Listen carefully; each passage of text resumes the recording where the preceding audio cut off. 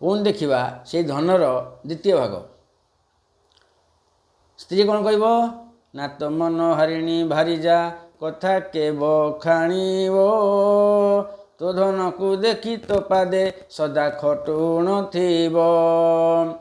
सांगसाथी कौन कहे ना जेते सांगसाथी अच्छी बंधु पड़ोशी तोर कहे पुअटी अटई आहा कि चमत्कार आणुथिबा द्रव्य समस्ते आनंद रे खाइबे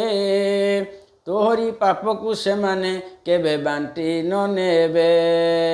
धन्य धन्य धन्य धन रे आज तोर गारिमा जहा पाखे तू ही न थाऊ तार होइला कोमा जदि पैसा रोजगार आनिक स्त्री पाखे दब से पादरे खटिब बढ़िया कहब जहाँ स्वामी अति उत्तम बढ़िया स्वामी मोर तो धन देखी सदाବେଳେ पादरे खटुथिब जिते सांग सदाବେଳେ अच्छा